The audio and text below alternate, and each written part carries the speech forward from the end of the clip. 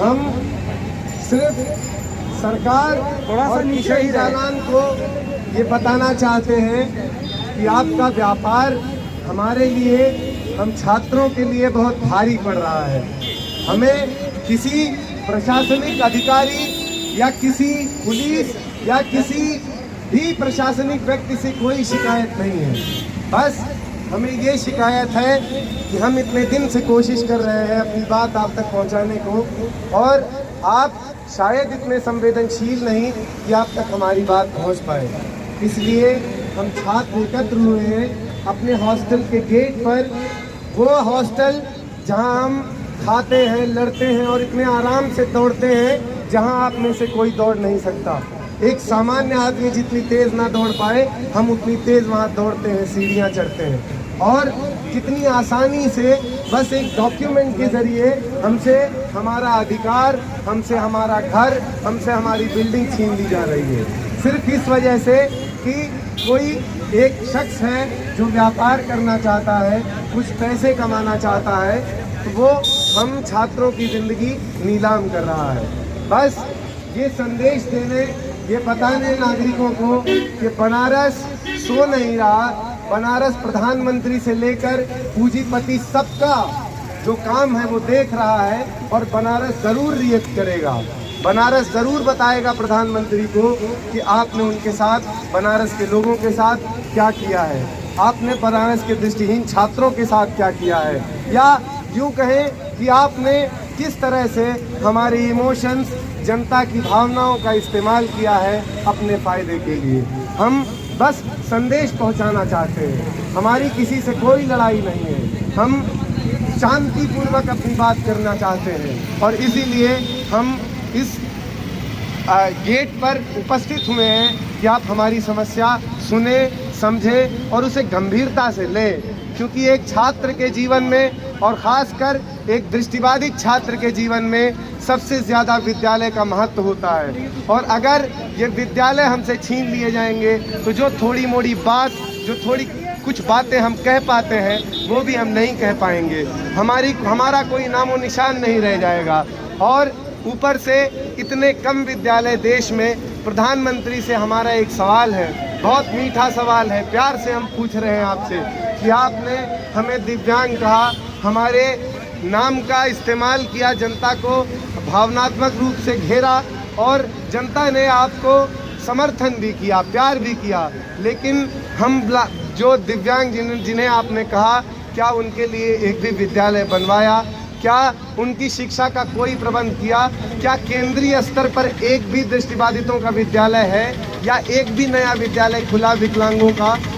आप उल्टा बनारस में, जो पूर्वांचल का सबसे बड़ा विद्यालय है, यहाँ 250 बच्चे पढ़ते हैं, और हमें ये भी शर्म से कहना पड़ रहा है कि 18 लाख लोगों में जब उत्तर प्रदेश के एक ज़िले में 5000 दृष्टिबाधित रहते हैं, ऐसे में सिर्फ 250 सीटों के विद्यालय को सबसे बड़ा विद्यालय कहना पड़ रहा है। ये हमारे लिए सोचनीय और निंदनीय बात है।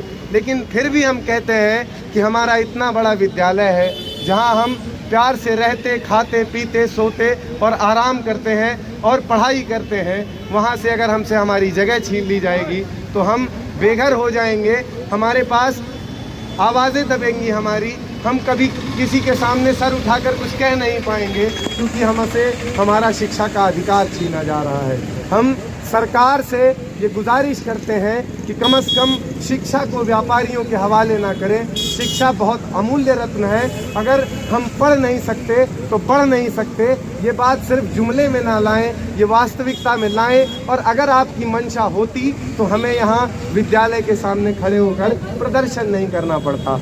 हम अब तक आप तक अपनी बहुतायत बात पहुंचा चुके होते, लेकिन हमारी तमाम कोशिशों के बावजूद भी आज सरकार से लेकर कोई भी व्यक्ति हमारी बात नहीं सुन रहा।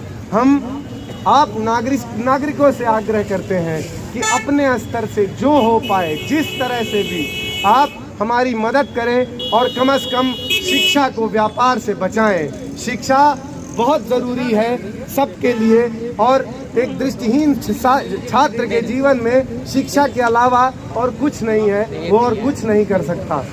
आप किसी दृष्टिहीन को चलते फिरते दौड़ते भागते देखते हैं तो आपको आश्चर्य होता है। अगर ये स्पेस नहीं रहेगा तो आपका आश्चर्य खत्म हो जाएगा, आपके पास कुछ सोचने को नहीं रह जाएगा। दुनिया में बहुत सारी चीज़ें हैं और बहुत सारे लोग जो दबे कुचले पीड़ित हैं, और उनमें से ये ऐसा तबका है जो आज तक कभी नहीं उठा, कभी बोला नहीं गया इसके बारे में कुछ, कभी लिखा नहीं गया इसके बारे में कुछ।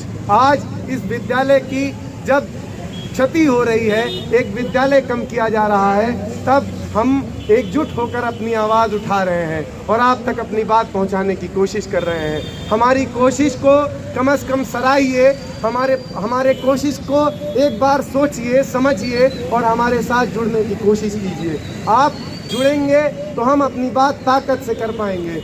ये बात सिर्फ एक दृष्टिहीन छात्र की नहीं है, ये बात उन सारे मार्जिनलाइज सेक्शंस की है, उन सारे पिछड़ों की है जो इस देश में अपनी बात उठाना चाहते हैं, अपनी बात करना चाहते हैं। मैं उन ऑटो वालों से, चलते हुए लोगों से आग्रह कर रहा हूँ कि आप सोचें कि आप इस आंदोलन में कैसे शामिल हो सकते हैं। वो रिक्शा वाला सोचे, वो ऑटो वाला सोचे कि एक व्यापारी जब शिक्षा बेच देगा और उनका कोई बच्चा अगर दृष्टिबाधित हो गया तो कैसे पढ़ेगा, वो कहाँ पढ़ेगा, वो किसका अधिकार है उसको पढ़ाई से दूर कर देने का। ये सारी बातें सोचनी है और सोचनी पड़ेंगी।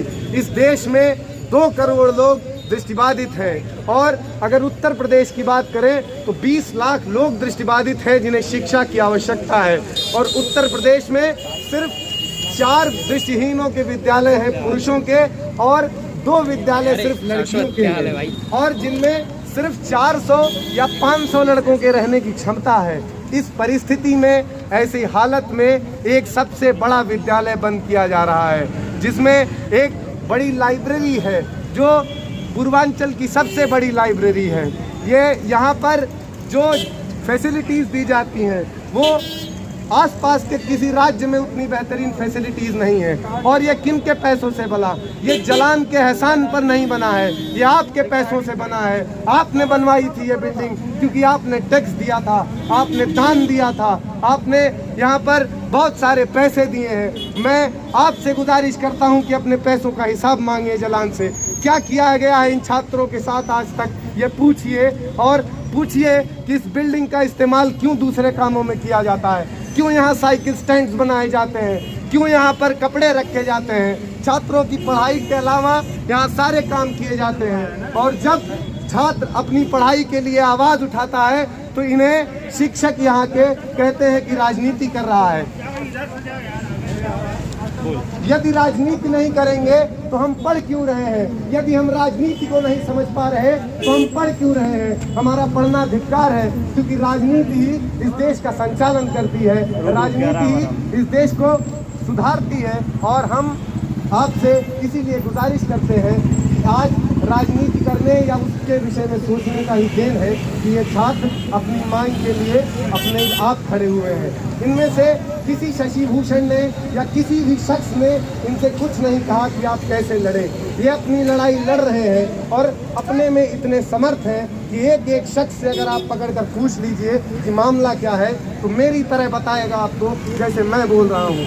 आप ये ध्यान रखें कि इसमें से एक शख्स उतना ही समझदार और उतना ही पढ़ा लिखा है जितना कि आप मुझे बोलता हुआ देख सकते हैं। और लेकिन ये मौका बहुत कम लोगों को मिल पाता है।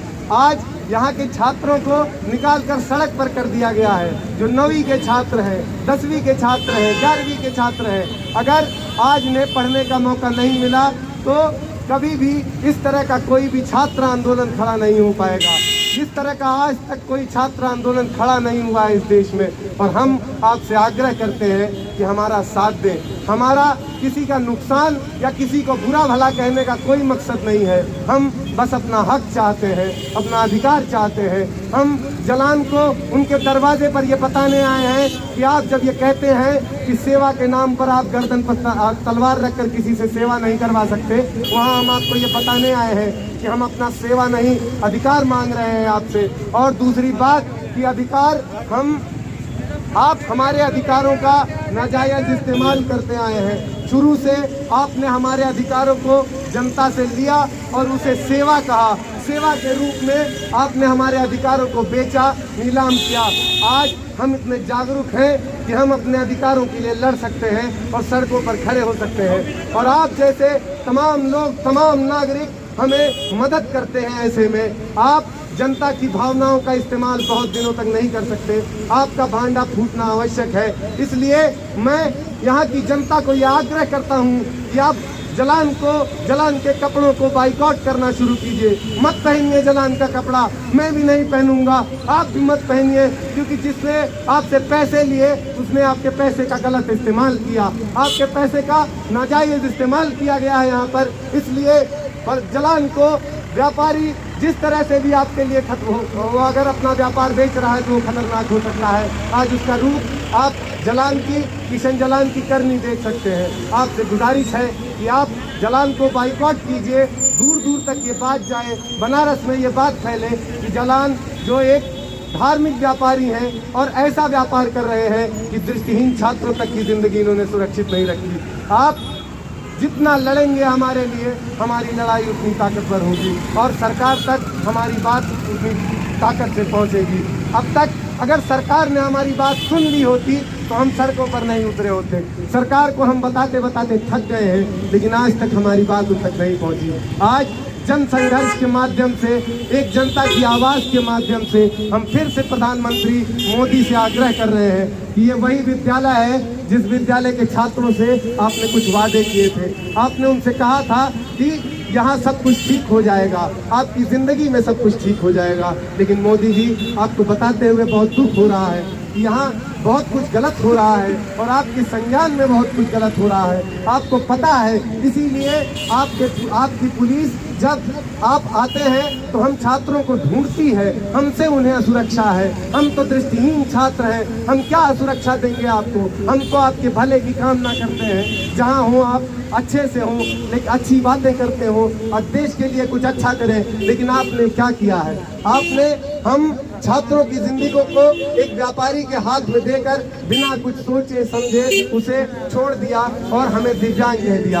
आपने हमारा कोई ध्यान नहीं रखा। आपने हमें कुछ नहीं समझा। आपने भी दिव्यांग समझकर सिर्फ हमें दया दिखाई और दया के नाम पर 75-80 रुपए का एक डंडा बांट दिया। आपने 200 रुपए की एक साइकिल बांट दी 2000 रुपए की। लेकिन मोदी जी, हमारी ज़रूरत ये नहीं है। 75 रुपए हमारे पास हैं, हम खरीद सकते हैं एक स्टिक अपने लिए। आपसे गुजारिश है कि हमारी ज़िंदगी पर ध्यान दें। जो ट्रस्ट चला रहा है, डिसेबिलिटी के ऊपर ट्रस्ट चला रहा है, विकलांगता के ऊपर ट्रस्ट चला रहा है, उसे विकलांगता के बारे में जानकारी होनी चाहिए। उसे मालूम होना चाहिए कि किस प्रकार से एक दृष्टिहीन छात्र अपनी ज़िंदगी जीता है, उसे किस तरह से साइंटिफिक और वैज्ञानिक बनाना है। आप इस दिशा में कोई काम नहीं करते।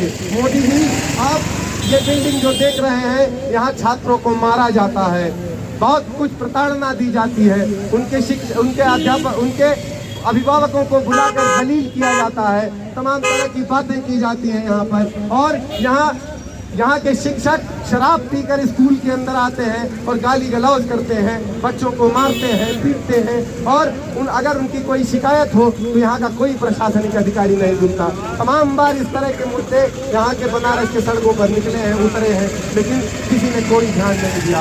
आपसे गुजारिश है कि बच्चों पर हो रही इस प्रताड़ना को दूर करें, जलान को यहाँ से निकालें या हमें कहीं सुरक्षित करें। हम यहाँ सुरक्षित नहीं हैं, हम ऐसे व्यापारियों के हाथों में सुरक्षित नहीं है। मोदी जी, दिल्ली में भी अगर आप देखें तो दिल्ली में तमाम दृष्टिहीन छात्र आज भी शक्ति नगर जैसी जगहों पर भीख मांग रहे हैं और अपनी ज़िंदगी गुजार रहे हैं। जो ग्रेजुएट हैं, MA हैं, लेकिन उनके रोजगार का कोई उपाय नहीं है। आपके पास हमने समझा था कि उपाय होगा, लेकिन आपके पास एक देने के लिए ठीक से दया भी नहीं है। इसलिए हम खड़े होकर आज आपसे अपना अधिकार मांग रहे हैं। आप हमारा ये विद्यालय बनाएं, उत्तर प्रदेश की सरकार सुने, योगी जी सुने, आप हमारे उत्तर प्रदेश में विद्यालय बनवाएं। आपके जिले में योगी जी 20 लाख दृष्टिहीन छात्र हैं और 80 जिलों के हिसाब से 5,000 6,000 हर जिले में छात्र हैं और इस आंकड़े को देखते हुए कम से कम 2 विद्यालयों की आवश्यकता है एक जिले में, और एक भी विद्यालय नहीं है। आपसे गुजारिश है कि ये विद्यालय बनवाएं, आपका ही हित है, सरकार का ही हित है, समाज का ही हित है। इसमें मोदी जी से आग्रह है कि मोदी जी, आपके देश में 125 करोड़ की जनता जो आप कहते रहते हैं बार बार, उसमें 2 करोड़ दृष्टिबाधित आपके देश में भी हैं जिन पर कोई ध्यान नहीं दिया जा रहा। आपने केंद्र सरकार के नाम पर एक भी स्कूल नहीं बनवाया है उनके लिए, कम से कम एक बनवा दीजिए मोदी जी। हम दूसरी सरकार से आगे दूसरा स्कूल के लिए बनवा लेंगे।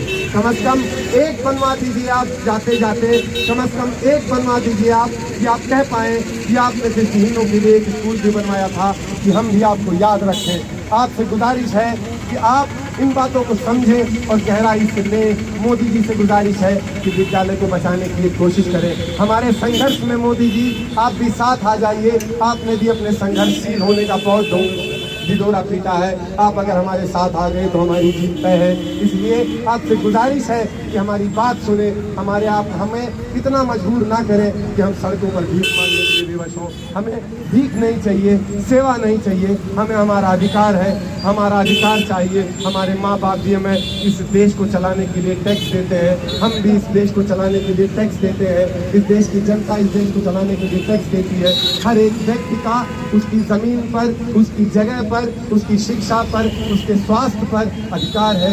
इसलिए आप वो अधिकार, हम दृष्टिहीन छात्र, आपके दिव्यांग छात्र आग्रह कर रहे हैं कि नागरिकों को सुखी रखें। नागरिकों को सुखी रखना ही आपका हिस्सा है, और अगर आप ये नहीं कर सकते तो जनता 5 साल बाद आपको भी बताएगी कि आपने क्या नहीं किया। मैं और कुछ नहीं कहना चाहता, मैं बस आपसे यही आग्रह कर रहा हूँ कि आप इन बातों को गंभीरता से लें। हम छात्रों की समस्या समझें और हमें दृष्टिहीन ना समझकर इंसान समझें पहले, बाद में हमारी समस्या को एड्रेस करें। बस यही गुजारिश है। बहुत बहुत धन्यवाद।